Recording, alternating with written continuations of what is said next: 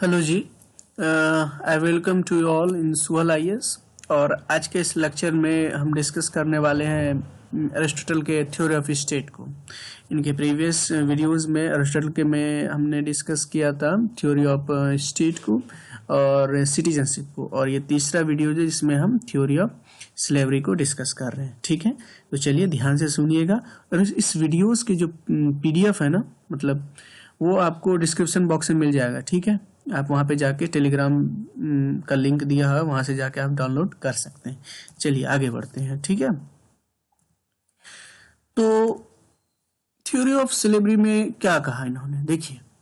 अगर जो मेन बात मैं बताऊं, जो अरिस्टोटल साहब ने कहा कि उन्होंने ये कहा कि जो स्लेवरी है ना, जो इंस्टीट्यूशन ऑफ स्लेवरी है, वो बेसिकली डिजायरेबल है और नेचुरल है, और इसको अवॉइड भी नहीं किया जा सकता, अनअवॉइडेबल है।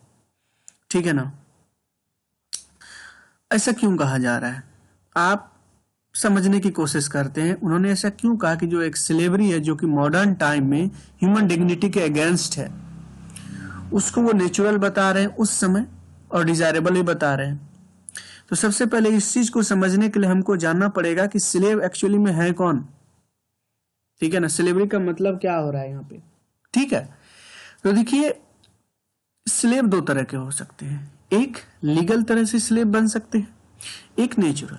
लीगल मान के चलिए किसी प्राइजनर ऑफ वार, और इतना तो मुझे एक्सप्लेन करने की आवश्यकता नहीं है, आप लोग इंटेलिजेंट हैं।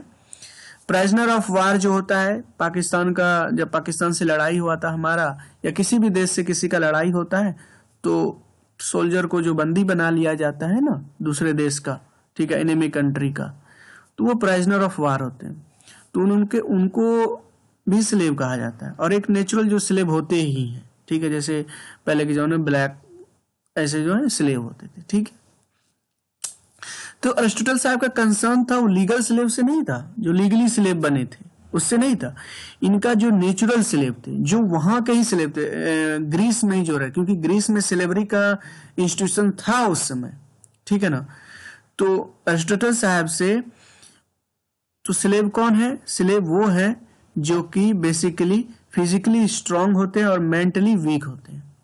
ठीक है, आप समझ रहे मैं क्या कह रहा हूं। फिजिकली स्ट्रांग होते हैं और मेंटली क्या होते हैं, वीक होते हैं। और who are the masters, opposite. Mentally strong होते हैं लेकिन फिजिकली क्या होते हैं, कमजोर होते हैं। तो मास्टर की क्वालिटी यही होती है। और सबसे बड़ी क्वालिटी जो उन्होंने अरिस्टोटल साहब ने कहा कि अगर ये क्वालिटी किसी में है तो वो मास्टर है, नहीं तो वो स्लेव है। क्या उसके पास रीजन होना चाहिए। रीजन मतलब वो कारण नहीं, भैया प्लेटो में ही बता रहे हैं, हम इतनी बार बोलते बोलते थक गए, आप समझ रहे हैं ना रीजन का मतलब। रीजन होना चाहिए to take the decision plus courage to bear the consequences. ये दो क्वालिटी होती है मास्टर में। ठीक है, और क्वालिटी ऑफ स्लेव क्या है, जस्ट ये नहीं है, they can not take the decision on their own and they lack the courage to bear the consequences of their decisions. ठीक है ना। तो उनके लिए दूसरे लोगों को डिसीजन लेना पड़ता है, other people need to take the decision for them. लेकिन स्लेवरी को एक इंस्टीट्यूशन की तरफ अरिस्टोटल ने नहीं देखा। ठीक है ना, या उसको रिफॉर्म करने की तरफ इस तरह नहीं गया। उन्होंने स्लेवरी को एक यूटिलिटी पॉइंट ऑफ व्यू से देखा। क्योंकि अपने आप में अगर क्वेश्चन ये पूछ दिया जाए आपसे कि somehow to some extent Aristotle was utilitarian in his approach, तो आप इस पॉइंट का वहां पे मेंशन कर सकते हो। कैसे, तो मैं आपको बताता हूं। उन्होंने स्लेवरी को एज ए यूटिलिटी कैसे बताया। यूटिलिटी उन्होंने बताया इकोनॉमिक सिस्टम के लिए भी यूटिलाइज है, बेनिफिट करेगा, पॉलिटिकल सिस्टम के लिए भी, मास्टर के लिए, और इवन स्लेव के लिए भी।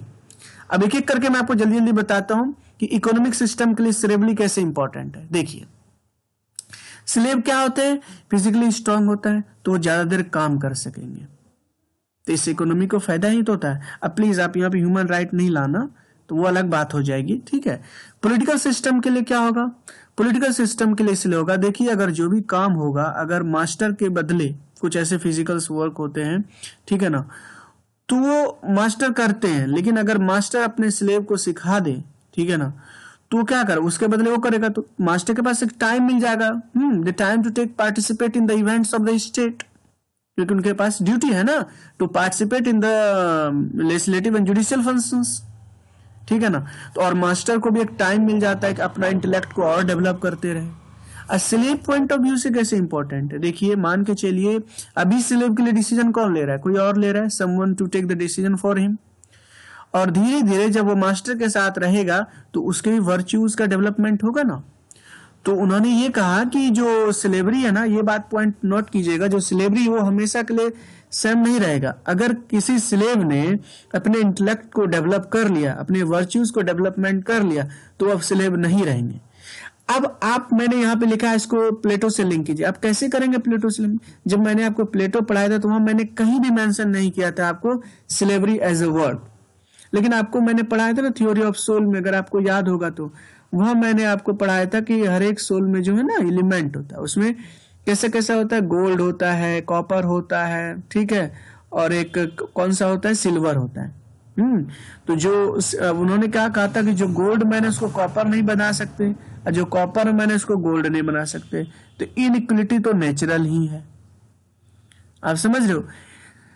नेचर में इनइक्वलिटी है ही, ह्यूमन बींग्स में इनइक्वलिटी होंगे, क्यों? क्योंकि the man of copper can't be converted to the man of gold, और this is nothing but the somehow extent relate to the slavery system, ठीक है। अब इसका क्रिटिकल इवोल्यूशन करते हैं इनके इस थ्योरी का। अब आप सभी जानते हैं भैया कि स्लेवरी अजय को जस्टिफाई आप नहीं कर सकते, ठीक है ना। तो Aristotle criticise for the justification of slavery, क्यों? क्योंकि ये ह्यूमन राइट के अगेंस्ट, ह्यूमन डिग्निटी के प्रिंसिपल के अगेंस्ट है, ठीक है ना। ब्लैक स्लेवरी आपको मैंने पहले ही बताया। और इमैनुएल कांत ने कहा था कि हर एक आदमी अपने आप में एंड होता है, उसको मीन्स नहीं बनाइए अपने एंड को पाने के लिए, है ना। Each man is an end in himself and he should not be treated as a means to end, ठीक है। उम्मीद करता हूं आपको ये चैप्टर समझ में आया होगा, ठीक है। Thank you so much guys, please stay safe, stay tune, and God bless you all यार।